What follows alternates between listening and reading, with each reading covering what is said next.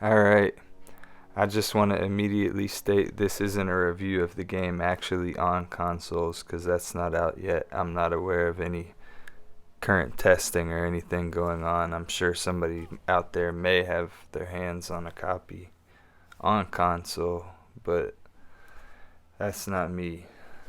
So, anyways, they're speaking of it coming out on console and also on mobile devices, and hopefully that's gonna be for free. I imagine it will be for free. I don't think that it should be crossplay on the competitive modes, on the ranked modes, but I do think it should be crossplay on some modes and stuff because that'll be a good opportunity for the community to grow and everything for the game just to expand in general between gamers of all console, PC, whatever, even mobile games. I just don't want to be playing competitive with a mobile gamer on my team. That's going to be kind of frustrating. Um, but yeah, this is just my review from somebody who was a console gamer for basically 15, 20 years and then just 3 months ago started playing PC, strictly just PC, keyboard and mouse. Just made the switch. So here we go. The first thing that I noticed from making the switch from console to PC and playing this game especially is players take it a lot more seriously in the teamwork when the teamwork is there. Especially in the lower ranks, there's not as much. But when the teamwork is there, it's a lot better than it is on console. Unless you're in some type of organized situation like playing game battles or playing with your actual real life friends or you've met people on a forum or whatever, you're not going to get as much of a camaraderie between the teams as you would on a game like this. Now keep in mind I never played Counter-Strike and I'm brand new to PC gaming. Uh, I used to play like Diablo 2 back in the day, so there was like you had to communicate with other players if you wanted to like trade items and stuff like that, but it wasn't even voice chat yet on games. The one thing that immediately stands out to me is your experience is going to be 100% tied to whether your teammates are taking it seriously, working together, and whether or not you're doing well. It's really going to be a lot more enjoyable the better you get, which is a good thing about the game for sure. It's like a double-edged sword. The better you do, the better it's going to be. You're going to get more enjoyment and satisfaction the better that you do, as you would with any game. But I feel like with shooter games especially, it's heightened because that's basically what it comes down to. Essentially, at its heart and soul, this game is an esport in the truest form. Like, it's built to compete, and for that same reason, it's not as fun to watch as it is to play.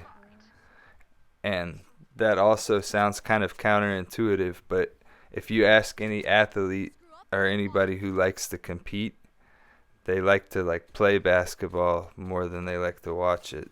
They like to play this. So on the same side, people are going to like to watch it that are really enthusiastic about watching something that has a skill gap where they can really admire a really high level of skill and you can see, oh wow, look at these guys aim, look at the way that these guys coordinate together, look at the way you can the high skill gap really allows for there to be a noticeable difference between the average player or a bad player and then a really, really amazing player who consistently does really crazy things.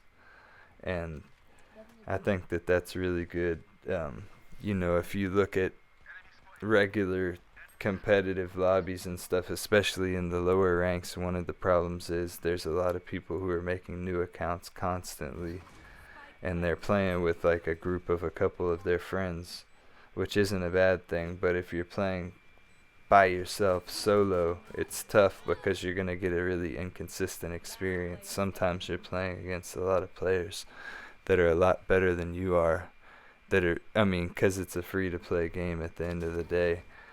But in the truest sense of like what the game's meant to be, it really does a good job of being what it's supposed to be. Like if I really, really wanted to take it seriously and improve on a daily basis, I would have to be with a group of four other people, or at least one person that I consistently played with if I wanted to climb the ranks and really cared about that. I'm more focused on like mechanical gun skill and stuff like that because I might be playing this one day, I might be playing Call of Duty another day and stuff like that. And if you can aim on one game, you can aim on the other. Recoil control and all those other things, that's something totally different because this game requires a certain level of recoil control. It requires a certain level of really wisely peaking angles and everything like that because, you get hit and you can't run very fast or whatever the case, you peek, you get one tapped, or you peek and then you can't run very fast because you got hit once and they hit you again and you're done. So, I mean, it's just a totally different game. I would say maybe one game that's definitely harder than this is probably like Rainbow Six Siege because there's just more ways that they can get you, which is ironic because we got all these agents and stuff on this game with all these different special abilities. But once you figure them out, really at the end of the day, it's just like some characters have a Molotov, some characters have a stun, some characters have a smoke, some characters have a flash. It's like pretty basic stuff at the end of the day. They all serve a certain purpose, a certain role within a team. And that's basically what they do. And once you've seen one of them, you've pretty much seen all of them. Once you got to see all of them from each agent at least once, but over time, with time and experience, you're going to pick it up pretty quick from a player's standpoint. So I think the game with the agents and everything has a really good opportunity to grow and continue to get bigger in the United States market, international market, whatever, simply because it's got characters and agents with stories and stuff to it rather than just being, T's versus CT's. I don't want to say the words because I don't want my video to get marked or anything like that. But you know what I'm saying. Like, it's got a whole lot of potential. I don't think it'll be as big as Fortnite ever or anything like that, especially on the content creation side. Definitely bigger on the esports side because it's like really, really big. Like the way that it's structured is just really good for a competitive environment to play. One of the challenges I see with it is with like content creation. Like what's the best kind of content that people want to see? Like montages? Do they want to see full gameplays? Do they want like instructional content? Because most people that would watch YouTube on a game like this are probably just looking to get better from a realistic standpoint, or maybe watch like crazy plays, like aces or something like that. But from a content creator standpoint, it's better for like a streamer than a YouTube creator because I mean, unless you get aces all the time and aces every day, and that's another reason that would cause people to want to get Smurf accounts so you can play in more low ranked games and get more aces and get more content and stuff like that. That's the reason why, somebody like Shroud and some other people will say like public, even if it's ranked, it doesn't really matter unless you're like the highest ranked person in the whole world or something like that. It doesn't really matter because honestly, you're not getting a consistent experience. Like you might be in Iron and you're playing against some YouTuber who has their name hidden or some famous Twitch streamer or something. They're dropping all these crazy aces on your team, but in reality you're playing against somebody who's a Radiant and you're not getting a fair chance to climb out of Iron. I mean, it is what it is. If you really, really cared, you'd organize and get together with some other people and stuff. Like me personally, I don't really care that much. So I'm thinking about how I'm going to work this into my content creation. Like right now, I'm personally thinking I'm just trying to get better at the game, and then, maybe I could do some montages sometimes, but maybe this is a game that I'll continue to just work on getting better and then eventually stream playing it, because I plan on streaming eventually anyways and stuff. I'm just trying to build up my platform on YouTube a little bit more and perfect my content and stuff like that. But once I start streaming more, Valorant's definitely something I'll play more on stream. I'll have my cam on, I'll be talking to the chat, all that kind of stuff.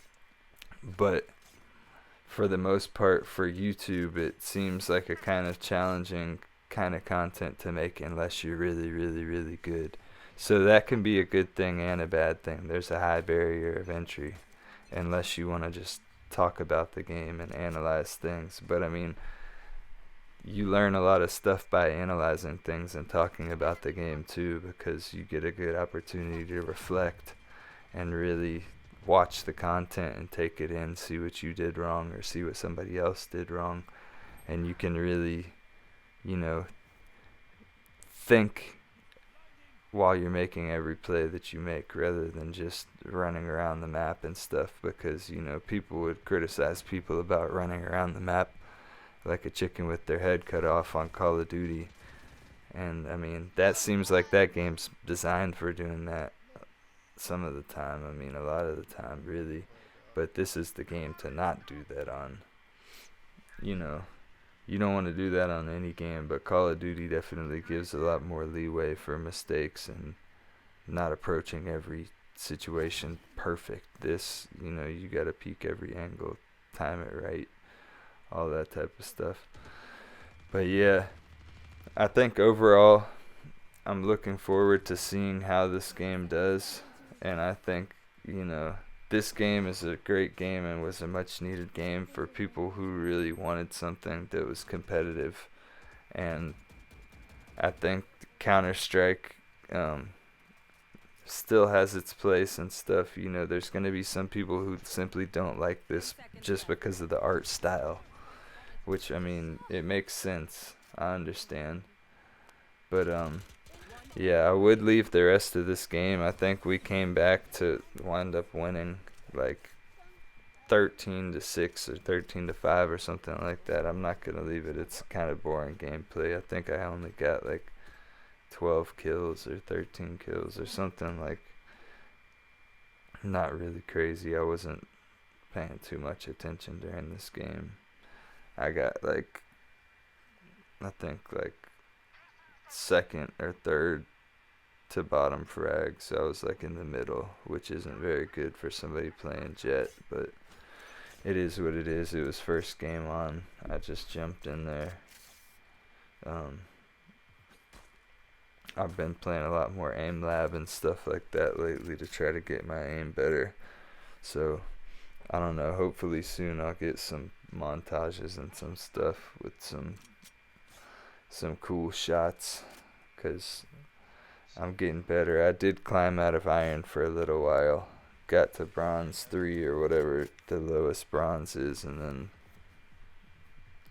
got like a bunch of AFK teammates and just strike of bad luck. Probably not the best gameplay from myself for a couple matches in a row, and then now I'm back down to bronze. I mean iron 2. But yeah, everybody have a good one. I appreciate y'all watching and hope this has helped y'all in any kind of way. And if you want to play together, just add me. I'll drop my name on here. Have a good one. Another thing I forgot to say, one thing that I think is really, really good about it is that it can play basically on any computer, which I think was great. I think that in the future they could do maybe like a ranked playlist for solo queues only, so people who are not queued up with other people can get teams of other people who aren't queued with others, and then maybe maybe the rank only stays in that playlist, maybe not. I don't know. Y'all let me know. I'm sure people would be on both sides of that one.